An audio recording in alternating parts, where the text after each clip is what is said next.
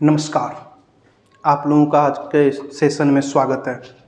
आज हम लोग अंग्रेज़ों के आगमन के बारे में पढ़ेंगे। तो आइए शुरू करते हैं। अंग्रेज़ों का आगमन, या यहाँ पे ब्रिटिश का आगमन भी आप लिख सकते हैं।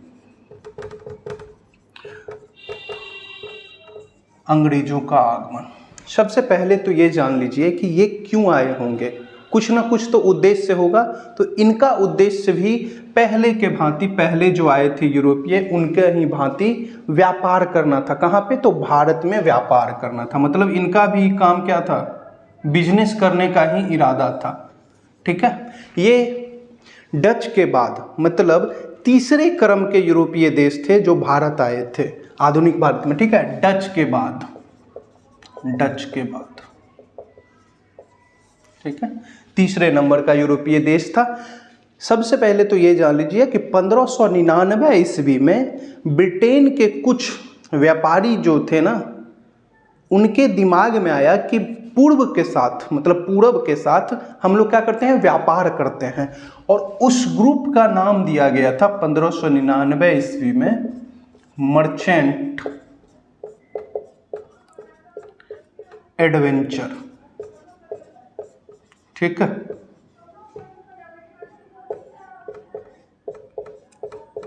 दल के व्यापारी, मर्चेंट एडवेंचर दल के व्यापारी। नाम में ही क्या लगा हुआ है? एडवेंचर। मतलब इन लोगों को एडवेंचर करने में क्या इंटरेस्ट था। ठीक है, इसीलिए तो ये लोग पूर्व के तरफ आना चाह रहे थे। क्यों आना चाह रहे थे? तो मसाला के व्यापार के लिए। सबसे ज़्यादा जो मसाला उस समय में व्यापार, कहीं पे फायदेमंद वाला व्यापार था, वो भारत से हो रहा था। ठीक है, तो मर्चेंट एडवेंचर दल के व्यापारी 1599 ईस्वी में सोचते हैं कि भारत के साथ क्या करना है? व्यापार करना है। तो उन्होंने एक कंपनी बनाई। क्या किया? उन्होंने एक कंपनी बनाई और उस कंपनी का नाम रखा the Governor and Company of Merchants of London. क्या है? The Governor and Company. ठीक है, the Governor and Company of Merchants of London trading to the East Indies. ठीक है, क्या नाम है? पूरा नाम देखिए। इन्होंने एक क्या किया? कंपनी का स्थापना किया जिसका नाम रखा the Governor and Company of Merchants of London trading to the East Indies. इसका क्या किया? स्थापना किया। ठीक है, ठीक है। इसको हम लोग, जो हमारे भारत में या सभी लोग, अधिकतर लोग जानते हैं, इसी कंपनी को हम लोग कहते हैं ईस्ट इंडिया कंपनी। क्या कहते हैं? East India company.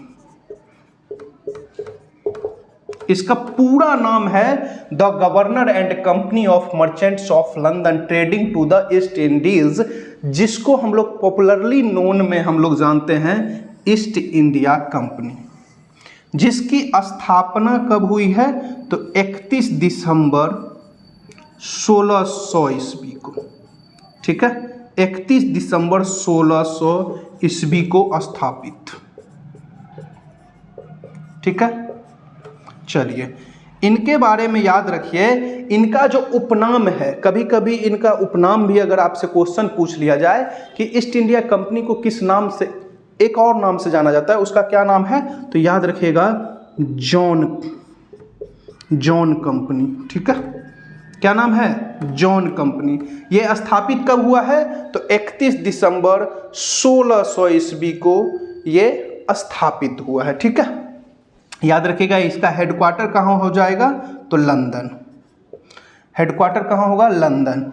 अब यहाँ पे हम लोग देखेंगे कि ईस्ट इंडिया कंपनी तो स्थापित हो गया, या ये पूरा नाम आप देख लीजिए। ईस्ट इंडिया कंपनी स्थापित कैसे होता है? तो ये देखना है कि महारानी एलिजाबेथ प्रथम ने चार्टर जारी करके 15 वर्षों के लिए पूर्व से व्यापार का एकाधिकार दिया था। व्यापार का एकाधिकार प्रदान किया।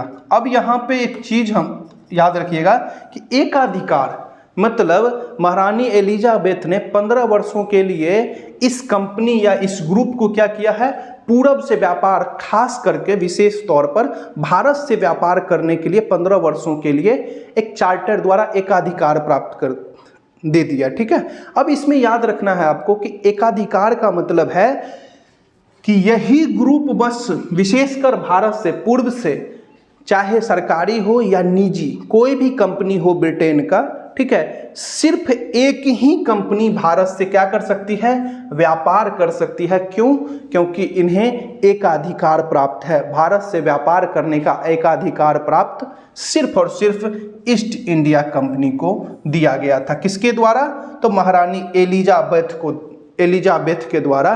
कब दिया गया है? तो 1600 ईस्वी में। ठीक है, याद रखिएगा 31 दिसंबर 1600 ईस्वी।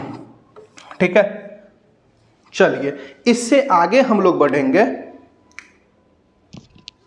ठीक, 31 दिसंबर 1600 ईस्वी, यहां तक कोई दिक्कत नहीं होना चाहिए कि कैसे हुआ है। तो एक ग्रुप ने सोचा कि भारत से व्यापार करते हैं। जैसे आज भी व्यापार करने के लिए आपको कंपनी तो बनानी ही होगी, बिना कंपनी के तो आप व्यापार कर नहीं सकते हैं।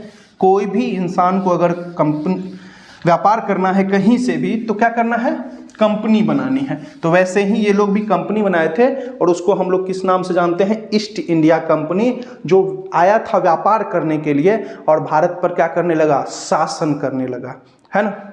व्यापार करने आया और शासन करने लगा। हम लोग इतने बटे हुए थे कि हम पे कोई भी शासन कर लेता है ना।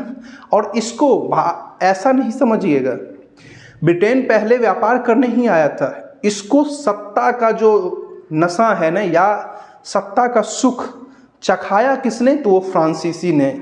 ठीक है, फ्रांस ने इन्हें बताया कि भारत पर राज कर सकते हो। अब देखिए इसमें क्या होता है कि जब रॉयल चार्टर के द्वारा इन्हें एकाधिकार प्राप्त हो जाता है 1600 ईस्वी में, उसके कुछ दिनों के बाद ही 1603 ईस्वी में एलिजाबेथ की मृत्यु हो जाती है। किसकी मृत्यु हो जाती है? एलिजाबेथ की। एलिजाबेथ की मृत्यु हो जाती है। उसके बाद उनके जो सक्सेसर होते हैं जेम्स प्रथम, उनके सक्सेसर जो होते हैं जेम्स प्रथम, ये नाम याद रखना है आपको, जेम्स प्रथम, ये जो हैं 1609 ईस्वी में जेम्स प्रथम ने ब्रिटिश ईस्ट इंडिया कंपनी को अनिश्चित काल के लिए एकाधिकार प्रदान कर देता है कि अब आप सिर्फ और सिर्फ आप ही भारत में क्या करिए, बिजनेस करिए। जेम्स प्रथम ने 1609 ईस्वी में ईस्ट इंडिया कंपनी EIC को अनिश्चित काल के लिए व्यापार करने का एकाधिकार प्रदान किया। अब यहां पे दो नाम आपको याद रखना है। एक तो सबसे पहले किसने एकाधिकार प्रदान किया है, तो महारानी एलिजाबेथ प्रथम ने, जिनकी मृत्यु 1603 ईस्वी में हुई थी, और उसके जो सक्सेसर थे जेम्स प्रथम 1609 ईस्वी में, उन्होंने ईस्ट इंडिया कंपनी को पूरी तरह से एकाधिकार अनिश्चित काल के लिए दिया कि भारत में अब आपको जब तक मन है तब तक आप क्या करो, बिजनेस करो, मेरे तरफ से कोई प्रॉब्लम नहीं है। ठीक है, चलिए इसके बाद हम लोग देखेंगे 1603। अब फैक्ट्री स्थापित करना है ना, जब आपका कंपनी बन गया है, आपको व्यापार करना है, तो सबसे पहले आपको यहाँ पर आके देखना भी तो पड़ेगा कि कैसे व्यापार करें, कुछ आज्ञा प्राप्त करनी पड़ेगी।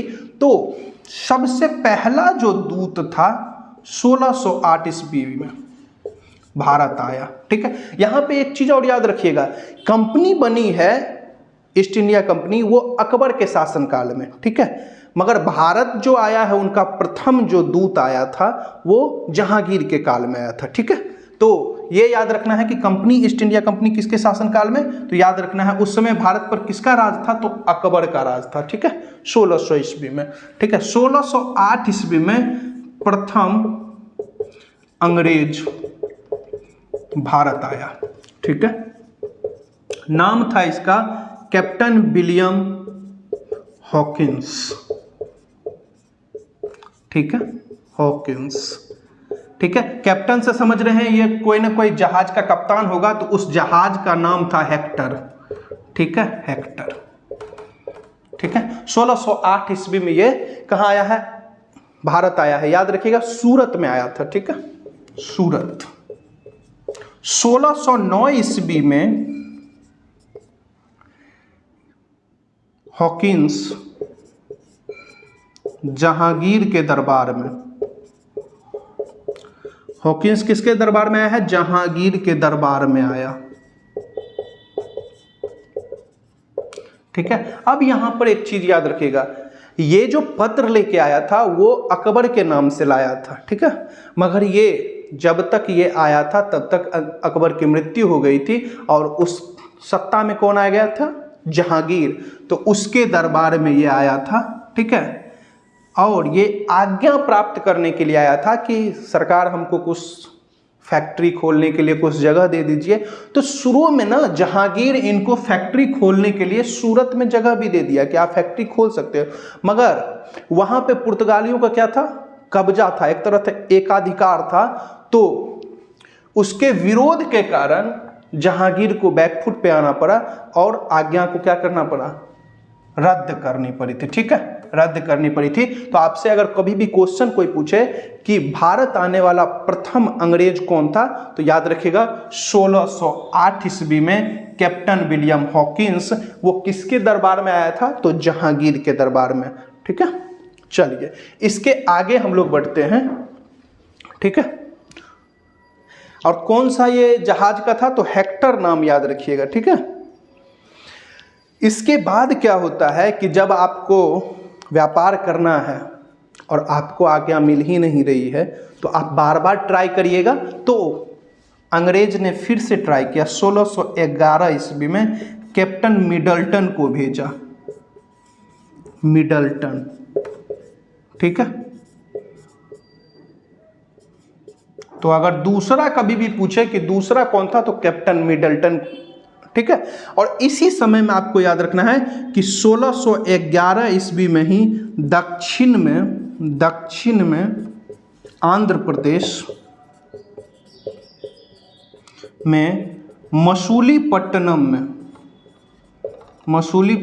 में अस्थाई फैक्ट्री स्थापित, ठीक है। अब यहां पे देखिए, बिना आज्ञा प्राप्त के 1611 ईस्वी में मसूलीपट्टनम, जिसे मछलीपट्टनम भी कहा जाता है, उसमें 1611 ईस्वी में फैक्ट्री स्थापित कर लिया था अंग्रेज ने, ठीक है। तो इसमें आपको याद रखना है कि प्रथम अस्थाई अगर आपसे पूछे तो याद एकदम रखना है कि मसूलीपट्टनम में, दक्षिण में आंध्र प्रदेश में मसूलीपट्टनम में, ठीक है। चलिए इससे आगे हम लोग बढ़ेंगे। कैप्टन मिडल्टन के बारे में याद रखिएगा। और भाई साहब जब आए तो इनको क्या मिल गया था आज्ञा, मगर फिर भी ये फैक्ट्री नहीं लगा पाए थे। इन लोगों को भी डर पुर्तगालियों से लग रहा था, ठीक है। चलिए आगे बढ़ते हैं हम लोग।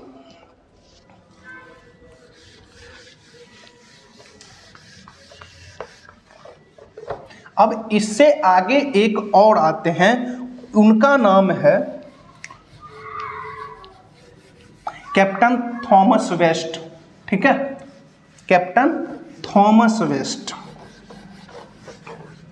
वो 1612 ईस्वी में आते हैं, 1612 में कैप्टन थॉमस वेस्ट, ठीक है। ये नाम आपको याद रखना है, कैप्टन थॉमस वेस्ट, जिसने सूरत के स्वाली क्षेत्र में पुर्तगालियों का जो जहाजी बेड़ा था उसको बुरी तरह पराजित किया था और वहाँ से सूरत के क्षेत्र में से क्या किया, पूरी तरह से उनका एकाधिकार क्या कर दिया, समाप्त कर दिया था। ठीक है, थॉमस वेस्ट सूरत के स्वाली क्षेत्र में पुर्तगालियों के जहाजी बेड़े को बुरी तरह पराजित किया और एकाधिकार को समाप्त किया। ठीक है, अब जब ये चीज हो जाता है तब जहांगीर को भी थोड़ा थोड़ा क्या हो जाता है, इन लोगों पर विश्वास होने लगता है और जहांगीर ने इन्हें सूरत में अपनी पहली कोठी, व्यापारिक कोठी कहिए या फैक्ट्री कहिए, उसे स्थापित करने की आज्ञा दे देते हैं। तो याद रखिएगा 1613 ईस्वी प्रथम फैक्ट्री सूरत में स्थापित। ठीक है, ये याद रखिएगा कहां पे स्थापित किया है, तो 1613 ईस्वी में प्रथम फैक्ट्री स्थापित हुआ है। किसके आज्ञा अनुसार, तो जहांगीर के आज्ञा अनुसार। जहांगीर ने इन्हें आज्ञा दे दिया कि ठीक है, अब आप क्या कर सकते हैं, यहां पर अपना फैक्ट्री स्थापित कर सकते हैं। उसके बाद देखिएगा, हाँ, ये जो सूरत का जो फैक्ट्री है, इसमें एक क्वेश्चन बनता है कि सूरत का फैक्ट्री का नेतृत्व कौन कर रहा था, तो यहां पर याद रखिएगा थॉमस एलवर्ड।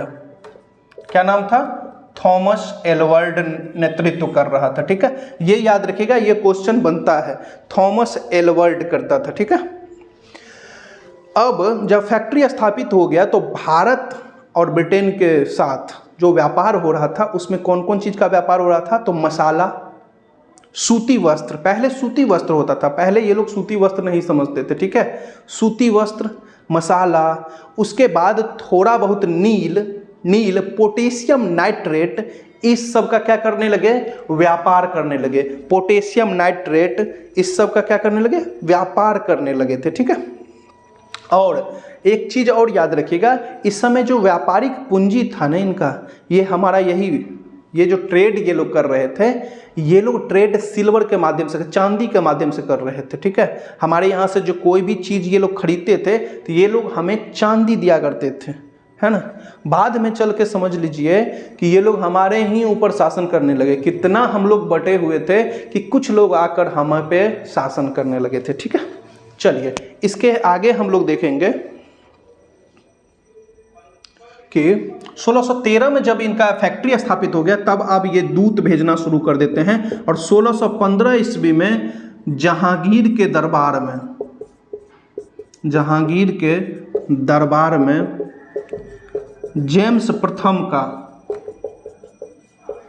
दूत सर टॉमस रो आया। ये नाम याद रखिएगा, सर टॉमस रो का नाम याद रखिएगा। जहांगीर के दरबार में जेम्स प्रथम का ये दूत था। वो क्यों आया था, तो वो इसलिए आया था क्योंकि उनको एक व्यापारिक संधि करनी थी, जिससे वो पूरे भारत में फैक्ट्री स्थापित कर सके और वहां से अपना व्यापार कर सके। मतलब अब समझिए, वो चाहते थे कि अब एक ही जगह फैक्ट्री नहीं लगा लिए, पूरे भारत में ही हम फैक्ट्री लगाएंगे, और वही व्यापारिक संधि करने के लिए भारत आए थे। और याद रखना, जब आप मिडाइवल पढ़ोगे और जहांगीर के पीरियड में पढ़ोगे तो आपको एक चीज़ समझ आएगी कि जब अंग्रेज भारत आने लगे थे और बराबर जब आने लगे थे, तो जहांगीर के जितने भी करीबी लोग थे ना, उनको भर भर के उपहार देते थे, है ना। सोना चांदी जो भी हो, उपहार वो खूब देते थे। तो जब आप जहांगीर के करीबी लोगों को अपने तरफ ले आए हैं, तो जहांगीर को क्या लगेगा कि सब चीज़ तो अच्छा चल रहा है, सब चंगा सी देते जाओ आज्ञा। तो जहांगीर ने आज्ञा भी दे दिया कि ठीक है, अब आप क्या करिए, कर सकते हैं, व्यापार करिए। तो फ्रीडम इनको मिल गया था व्यापार करने का। ठीक है, हर जगह पे ये फैक्ट्री स्थापित करने लगे थे। जैसे 1623 ईस्वी में ये लोग सूरत, भरूच, ये सब जगह पर ये फैक्ट्री स्थापित करना स्टार्ट कर दिए। सूरत, मसूलीपट्टनम, भरूच, आगरा, अहमदाबाद, ये सब जगह जो था ना, यहाँ पे ये लोग अपना क्या करने लगे, फैक्ट्री स्थापित करने। कौन कौन? सूरत, भरूच, अहमदाबाद, मसूलीपट्टनम, ठीक है। यहां पर फैक्ट्री स्थापित कहां पे, कितने ईस्वी में? 1623 ईस्वी में कर लिए थे। क्यों कर लिए थे? क्योंकि 1615 ईस्वी में इन्हें फैक्ट्री स्थापित करने का क्या मिल गया था? अधिकार मिल गया था कि भारत में कहीं भी जहां पे भी मुगल राज है वहां पर आप क्या कर सकते हो? फैक्ट्री स्थापित कर सकते हो, ठीक है। इसके आगे हम लोग बढ़ेंगे, ठीक है। और यहीं पर आपको पहले ही बता दिया कि 1611 ईस्वी में सबसे प्रथम बार दक्षिण के तरफ में, ये चीज आपको आप लिख लीजिएगा कि दक्षिण के क्षेत्र में सबसे प्रथम बार जो अगर ब्रिटेन ने फैक्ट्री स्थापित की थी वो मसूलीपट्टनम में किया था 1611 ईस्वी में, ठीक है। और बालासोर, उड़ीसा के बालासोर में भी इन्होंने किया था फैक्ट्री स्थापित। ये चीज भी आप लिख लीजिए कि 1611 ईस्वी में मसूलीपट्टनम में स्थापित की थी और 1611 मसूलीपट्टनम, 1639 मद्रास में व्यापारिक कोठी, ठीक है। चलिए, व्यापारिक कोठी कितना में? 1639 ईस्वी में व्यापारिक कोठी मद्रास में भी इन्होंने खोला और 1611 में मसूलीपट्टनम में इन्होंने खोला था, ठीक है। इसके बाद इन्होंने 1633, एक और नाम याद रखिएगा, 1633 ईस्वी में उड़ीसा, आपको पहले ही बताया है, उड़ीसा के बालासोर में भी स्थापित किया। बालासोर में फैक्ट्री, ये एक तरह से ऐसे समझ लीजिए हर जगह अपना कोठी या फैक्ट्री स्थापित करने लगे थे, ठीक है। हर जगह अपना फैक्ट्री स्थापित कर रहे थे और व्यापार करना पूरे भारत पर, तभी तो इनका कब्जा हुआ। ऐसे एक दो जगह अगर फैक्ट्री होती तो कब्जा नहीं होता, हर जगह इनका फैक्ट्री स्थापित हो गया था, ठीक है। जैसे 1651 ईस्वी में हुगली में इनका फैक्ट्री स्थापित या व्यापारिक कोठी स्थापित हो गया था। 1651 में हुगली में स्थापित, ठीक है। ये सब नाम आपको याद रखना है कि 1611 में मसूलीपट्टनम, 1633 में उड़ीसा के बालासोर, 1651 में हुगली, ठीक है। और यहाँ पे जो 1651 जो है ना हुगली, वहाँ पे आपको याद रखना है कि ब्रिजमैन नामक इंसान ने व्यापारिक कोठी खोला था। ब्रिजमैन, व्यापारिक कोठी जो है, व्यापारिक कोठी वो ब्रिजमैन, ठीक है। चलिए, इससे आगे हम लोग बढ़ेंगे।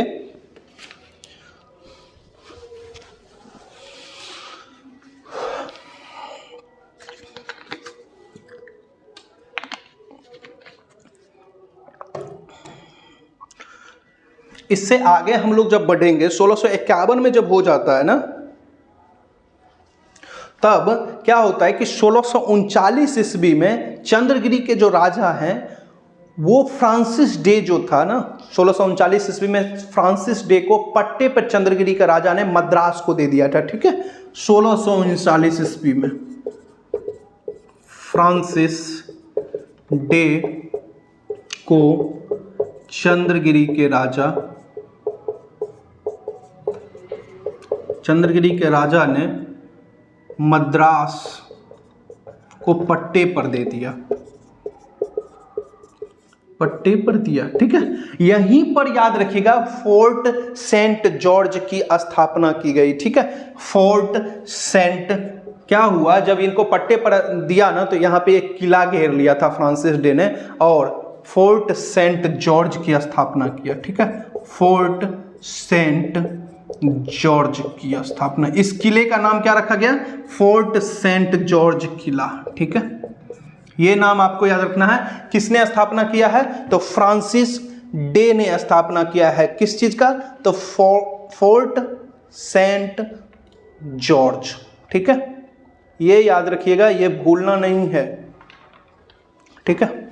अब 1639 में जब ये हो जाता है ना, उसके बाद आपको याद रखना है कि आगे जब हम लोग बढ़ेंगे, ये तो व्यापार करने लगे, अब इनको सबसे ज़्यादा जहाँ पे फायदा हुआ वो हुआ एक शादी से, मैरिज अलायंस, ठीक है। 1661 ईस्वी में एक शादी हुई है, पुर्तगालियों में आपको बताए थे 1661 में शादी हुआ है इंग्लैंड के राजकुमार, अंग्रेज के राजकुमार चार्ल्स द्वितीय और पुर्तगाल की राजकुमारी कैथरीन, जिसे कैथरीन ऑफ ब्रिगेंजा भी कहा जाता है, ठीक है।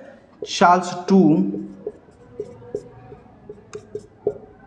एवं कैथरीन का विवाह, कैथरीन का विवाह दहेज में बंबई द्वीप मिला। अब देखिए, हम लोगों का शादी या किसी का भी शादी होता है तो बुलेट, स्कॉर्पियो, फॉर्चूनर ये सब में खुश हो जाते हैं। राजाओं की जब शादी होती है तो द्वीप मिलता है, बम्बई जैसा शहर मिल जाता है। और 1661 में जब इनको बम्बई मिला तो बाद में क्या करते हैं, यहाँ के जो शासन है, सरकार है अंग्रेज के, वो 1668 ईस्वी में 10 पाउंड वार्षिक किराए पर बम्बई ईस्ट इंडिया कंपनी को दे देती है, ठीक है। अब देखिए, ईस्ट इंडिया कंपनी को 10 पाउंड जो है ना, 10 पाउंड वार्षिक किराए पर पूरा बम्बई मिल जाता है। अब यहाँ पे क्या होता है कि बम्बई जो पश्चिमी तट पर है वो अंग्रेज सूरत से हटाकर कहाँ पे ले आते हैं, अपना व्यापारिक जितना भी काम होता है, व्यापारिक एक तरह से हेडक्वार्टर समझ लीजिए, वो सूरत से शिफ्ट कहाँ पे कर देता है, बॉम्बे में कर देता है। और वहाँ पर क्या कर देता है, एक किला का निर्माण कर देता है, ठीक है। और आगे चल के क्या करता है, 1668 आगे चल के क्या करता है, वहाँ पे एक प्रेसिडेंसी का निर्माण कर देता है, बॉम्बे प्रेसिडेंसी, ठीक है। कब, तो 1687 ईस्वी में, 1687 ईस्वी में बॉम्बे प्रेसिडेंसी या वेस्टर्न प्रेसिडेंसी भी इसे कहा जाता है, ठीक है। बॉम्बे को क्या कर दिया गया, वेस्टर्न प्रेसिडेंसी का, बॉम्बे को वेस्टर्न प्रेसिडेंसी का मुख्यालय बना दिया,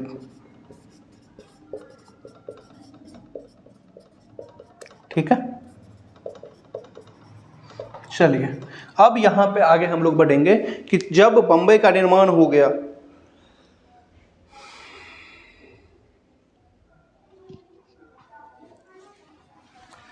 ठीक है। अब आगे हम लोग बढ़ते हैं कि बम्बई, सूरत से बम्बई अपना पूरा व्यापारिक साम्राज्य एक तरह से समझ लीजिए, पश्चिमी तट से व्यापारिक बंदरगाह हटा दिया और पूरा का पूरा क्या कर दिया, बम्बई में ले आया। और वहीं पर वेस्टर्न प्रेसिडेंसी का मुख्यालय, हेडक्वार्टर भी बम्बई को बना दिया। अब आगे चल के क्या कर लेता है ना, ये लोग एक गलती कर लेती है, ईस्ट इंडिया कंपनी एक गलती करता है। 1686 ईस्वी में ये लोग हुगली नगर को क्या कर लेता है, लूट लेता है। अब उस लूट के कारण मुगल जो है ना, मुगल सम्राट, वो क्या हो जाते हैं, गुस्सा हो जाते हैं और उनका सारा अधिकार कैंसिल कर देते हैं। बाद में चल के कुछ दिनों के बाद औरंगजेब ने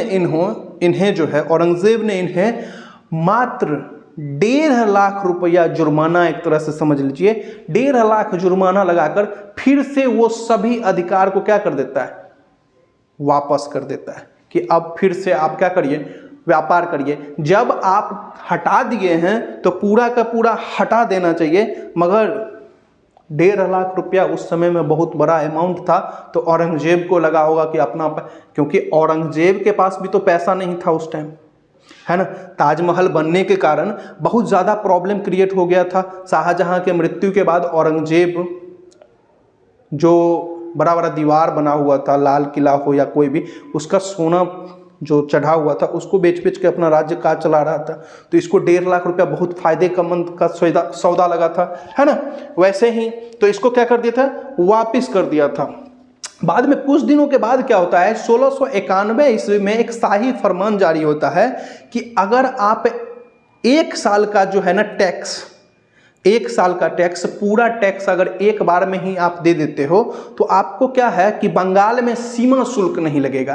तो ये भी फायदा हो गया। क्या हो गया, 1691 ईस्वी में शाही फरमान जारी हुआ था, ठीक है। शाही फरमान जारी कौन किया था? तो मुगल सम्राट ही किया होगा।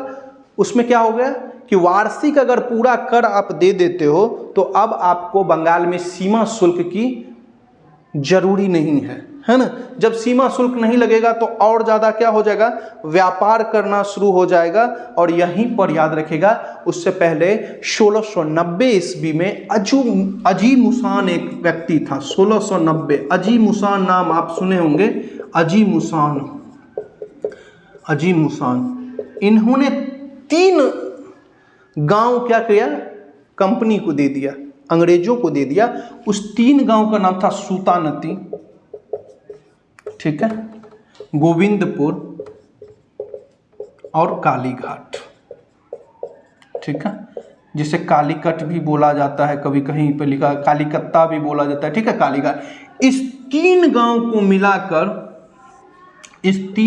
को मिलाकर कलकत्ता नगर बनाया गया, ठीक है, कलकत्ता शहर या नगर जो आपको लिखना हो। किसने बनाया है? तो जॉब चौरनाक ने, ठीक है, किसने बनाया? जॉब चारनाक ने।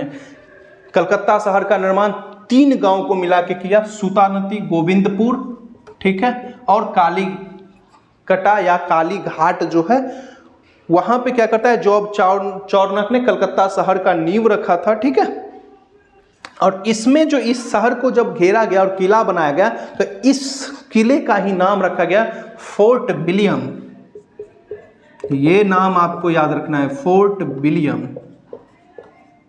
ठीक है, फोर्ट विलियम किला बहुत ज्यादा है, ठीक है, फोर्ट विलियम किला। अब इस फोर्ट विलियम किला को चलाने के लिए एक क्या कमिटी बनाया गया और उस कमिटी का प्रेसिडेंट हुए चार्ल्स आयर, ठीक है। फर्स्ट प्रेसिडेंट कौन हुए? फर्स्ट प्रेसिडेंट चार्ल्स आयर, ये नाम भी आपको याद रखना है। तो यहाँ पे 2-3 क्वेश्चन आपके लिए बन जाता है कि 1690 ईस्वी में अजी मुसान, ठीक है, अजी मुसान ने 3 गांव दे दिया किसको? ईस्ट इंडिया कंपनी को। कौन कौन? सूतानती, गोविंदपुर, कालीघाट, जिसे कालीकत्ता भी कहा जाता है। इस गांव को मिलाकर एक कलकत्ता शहर का क्या किया गया? नींव रखा गया। कौन नींव रखा? जॉब चौरनाक रखा। किला जो बंदी हुआ उस किले का नाम रखा गया फोर्ट विलियम और उसके फर्स्ट प्रेसिडेंट का नाम था चार्ल्स आयर, ठीक है। चलिए 1690 याद रखिएगा। उसके बाद क्या होता है कि जब ये कलकत्ता स्थापित हो जाता है तो कुछ समय के बाद 1700 ईस्वी में कलकत्ता को प्रेसिडेंसी घोषित कर दिया जाता है, ठीक है। कलकत्ता, एक बात याद रखिएगा, प्रेसिडेंसी घोषित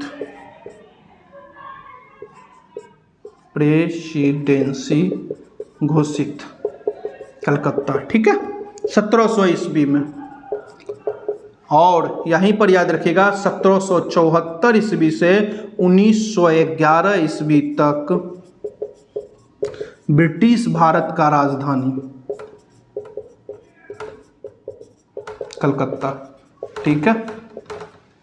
अब यहाँ पे याद रखिएगा 1700 ईस्वी में जब कलकत्ता को प्रेसिडेंसी घोषित की गई, उस समय में ब्रिटिश काल में सबसे पावरफुल अगर कोई भी प्रेसिडेंसी था तो वो बंगाल प्रेसिडेंसी मतलब कलकत्ता प्रेसिडेंसी था। और 1774 से 1911 ईस्वी तक ब्रिटिश भारत का जो राजधानी था वो कौन था? कलकत्ता था। बाद में जाकर 1911 ईस्वी में कलकत्ता से दिल्ली ट्रांसफर किया गया था, ब्रिटिश भारत का राजधानी था। यहाँ तक क्या हो गया? पावरफुल हो गया था। उसके बाद क्यों? क्योंकि याद रखिए 1774 से मैं बात कर रहा हूँ, 1757 और 1763 बहुत ही पावरफुल ये दोनों नाम हैं। 1785 का युद्ध और बक्सर का युद्ध, इसी से खेल हुआ था, वो आगे के वीडियो में बताएंगे। अभी ये जान लीजिए 1774 से 1911 ईस्वी तक ब्रिटिश भारत का राजधानी बना रहा है, ठीक है। अब यहाँ पे एक चीज याद रखिएगा आप कि 1774 से 11 आपको याद रहेगा। यहाँ पे एक और नाम ये आता है, फर्रुख शायर, ठीक है। फर्रुख शायर 1717 ईस्वी में वो बीमार पड़ गया था, ठीक है। अब जब बीमार पड़ गया ना तो भाई साहब को लगा कि अब मैं मर जाऊंगा, तो उन्होंने अंग्रेजों से क्या मांगी? मदद मांगी। अंग्रेजों ने अपना एक डॉक्टर भेजा, उसका नाम था हैमिल्टन। उसने इसका इलाज किया और वो भगवान की कृपा से ठीक हो गया। अब जब ठीक हो गया या डॉक्टर की कृपा से ठीक हो गया तो वो इतना ज़्यादा उसको लगा कि अरे भाई ये नहीं रहता तो मैं तो मर जाता। तो उन्होंने इसको क्या किया ना कि भाई साहब आप मात्र 3,000 रुपया दो, ठीक है, वार्षिक आप मात्र 3,000 रुपया दो और भारत में आप व्यापार करो, जो मन है वो करो, सब कुछ ले लो मेरे से, मेरा जान आपने बचा दिया। 3,000 रुपया में इसको सब कुछ मिल गया। और बाद में क्या होता था कि जितना भारतीय टैक्स देते थे, इंडियन लोग टैक्स देते थे, उतना ही ब्रिटेन के लोग भी टैक्स देते थे, ब्रिटेन के व्यापारी भी यहाँ पे उतना ही टैक्स देते थे। मतलब 1717 ईस्वी में जो फारूक शायर ने गलती किया उसका परिणाम ये सब था, क्योंकि पहले इसको टैक्स देना पड़ता था, इस पर सीमा शुल्क लगती थी, मगर जब 3,000 रुपया देना है और थोड़ा बहुत टैक्स देना है और पूरा फ्रीडम है तो सारा रुपया क्या हो रहा है, अपने पास बचत हो रहा है। उस पैसा को बचाकर ही क्या करेगा लोग, ये कंपनी क्या करेगी, किला बनाएगी, लोगों को अपने लिए हायर करेगी, बंदूक खरीदेगी, तभी तो लड़ाई करेगी ना। तो ये याद रखिएगा 1717, ये डेट को भूलना नहीं है। फारूक शायर के इलाज, यहाँ पे हैमिल्टन याद रखिएगा, उसी डॉक्टर ने इसका इलाज किया था, ठीक है। बाद में 3,000 रुपया मात्र पर इसको फ्रीडम मिल गया और भाई साहब कोई टेंशन ही नहीं था उसके बाद। तो उसके बाद इसी आपको बताया है ना कि एक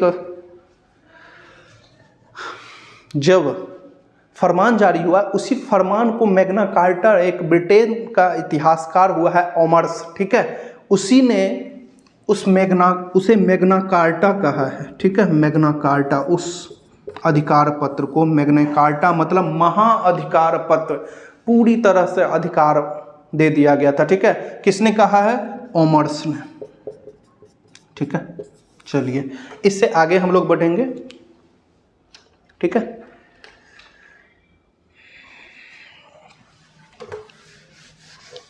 इससे आगे बढ़िए। भारत में जो कंपनी स्थापित हो रही थी ब्रिटेन का, कोई भी कंपनी, याद रखिएगा उस कंपनी में या उस किले में हर चीज का सुविधा उपलब्ध था, ठीक है। वहीं से कंपनी चलती थी, याद रखिएगा। वहीं से क्या होता था, गोदाम था उस किले में, वहीं पर क्या होती थी, गोदाम थी, दफ्तर था, वहाँ पे उसके अंदर में जो कर्मचारी या अधिकारी लोग काम करते थे उसके रहने के लिए घर हुआ करता था। मतलब किला था, उसके अंदर सब कुछ मिल रहा है, आपको बाहर जाने की कोई ज़रूरत ही नहीं है। तो आप समझ ही रहे हैं, तो कैसे आप उसको जीत पाइएगा। बाद में चल के क्या हुआ कि जब इतना हो गया तो 18वीं सदी में ये लोग क्या निर्यात करने लगे, तो कपास निर्यात करने लगे। अब पहले देखिए, पहले ये लोग किस चीज़ का बिजनेस कर रहे थे, सूती वस्त्र का, कॉटन का, और बाद में किस चीज़ का करने लगे, सीधा कपास का। डंपिंग ग्राउंड बना लिया था ना ब्रिटेन ने, कच्चे माल यहाँ से ले गया, वहाँ से बना बनाया सूती वस्त्र, शर्ट पैंट ये सब बनवा के डायरेक्ट यहाँ पे भेजा, अब तुम पहनो, है ना। तो कपास, फिर सोरा का ये इन लोगों ने क्या किया, निर्यात करना शुरू किया, सोरा, जिससे बारूद बनाने में, जो बारूद बनाने में उपयोगी होता है। अफीम का इन्होंने खूब ज़्यादा क्या किया है, निर्यात किया है, ठीक है। फिर रेशम का भी निर्यात किया। मतलब याद रखिएगा, कपास, रेशम, सोरा और अफीम, ये लोग 17वीं शताब्दी में बहुत ज़्यादा मात्रा में निर्यात करने लगे, ठीक है। चलिए इतना आप लोग जान गए हैं, ठीक है। अब जो भी है, भारत में ब्रिटेन का स्थापना जान गए, कैसे आया, क्यों आया, कब आया, ठीक है। अब जो ये स्थापित हुआ भारत में, वो हम अगले कुछ वीडियो में देखेंगे कि कैसे कर्नाटक वॉर में ये लोग जीता, कैसे बंगाल में जीता, कैसे ये लोग बक्सर में जीता, ठीक है, कैसे हैदराबाद में इन्होंने कुछ भी षड्यंत्र करके ये जीते, ठीक है, स्थापित अपने आप को कैसे किए भारत में, ठीक है। ये सब हम लोग कुछ अगले वीडियो में जानेंगे। मगर एक चीज़ आपको फन फैक्ट के लिए बता देते हैं कि जो कंपनी हम पे राज किया लगभग 150-200 वर्षों तक, उस कंपनी को 15 अगस्त 2015 को, ठीक है, भारत के संजीव मेहता ने ही, हीरा व्यापारी हैं, उन्होंने खरीद लिया था। ठीक है, 15 अगस्त 2015 को। ठीक है, सर चार्ल्स आयर का नाम आपको याद रखना है। ठीक है, कोई दिक्कत नहीं है।